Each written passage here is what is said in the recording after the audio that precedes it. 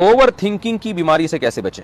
मुझे over thinking की बीमारी है जिसमें कभी कभार बदगुमानी भी हो जाती है। बहुत कंट्रोल करने की कोशिश करती हूँ लेकिन नहीं हो पाता। तो इस सूरत में मुझे क्या करना चाहिए, क्या मुझे इसका गुनाह होगा? देखें, आपको पूरी गाइडेंस तो कोई साइकेट्रिस्ट के पास जाएं, आप नफ्सियाती डॉक्टर के पास जाएं, वो आपको बताएगा ये एक बीमारी है, डॉक्टरों के पास इसका इलाज है। अल्हम्दुलिल्लाह मेडिसिन से कवर हो जाती हैं, कुछ काउंसलिंग से कवर हो जाती हैं। तो बाकी जहाँ तक मुझे नॉलेज है, जब नींद इंसान की पूरी नहीं होती ना, तो फिर ये खोपड़ी घूमना शुरू कर देती है उसकी, और फिर ये सारी बीमारियाँ, दिमागी बीमारियाँ जितनी भी हैं ना, इनके बहुत बड़ा किरदार नींद, गहरी नींद ना होने से है।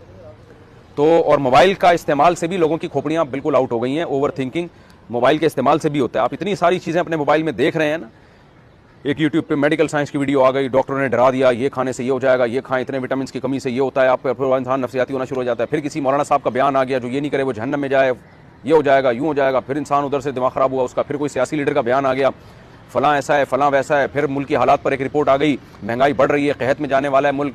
तो इतनी फिर दज्जाल आने वाला है, और इमाम मेहदी आने वाले हैं, और लश्कर उठने वाला है, और फलां देखो वाक़या हो गया। तो वो इतनी चीज़ें सुन सुन के इंसान, मैं तो उन लोगों पर हैरान हूँ जो अब तक नॉर्मल हैं।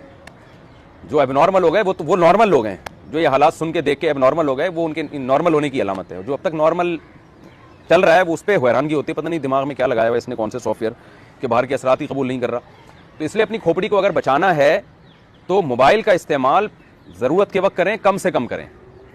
तो और कोई भी वीडियो जब सामने आती है तो सच्चा ना समझें उसको। कोई डॉक्टर की वीडियो आ गई ना जिसने सेहत के इशूज़ पे बहुत अहमियत से एक चीज़ को बयान किया कि बस ये खा लिया तो ये हो जाएगा, ये नहीं खाया तो पता नहीं मर जाओगे, ये हो जाएगा, तो आप अपने इलाके के किसी संजीदा डॉक्टर से रब्ता करके पूछें कि ये डॉक्टर रिलायबल भी है या नहीं है। क्योंकि यूट्यूब की दुनिया एक अजीब दुनिया है, इसमें तो आज़ादी है ना, सब लोग आ रहे हैं उसमें।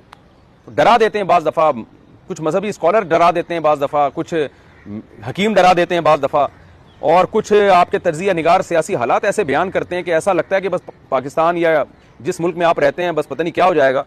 तो इसलिए कोई दो चार माहिरीन से राब्ते में रखें, ये नहीं होता तो फिर सुनना छोड़ दें, वरना लोग पागल हो गए हैं और बहुत ज़्यादा पागल हो जाएंगे। ओवर थिंकिंग की बीमारी, जहाँ तक मेरा तज्जिया है ना, ये मोबाइल के ज़्यादा इस्तेमाल से आजकल हो रही है। तो मोबाइल को कुछ दिन के लिए बंद कर दें, और नींद को, गहरी नींद, ख़ानदानी किस्म की जो नींद होती है वो वाली नींद लेनी चाहिए।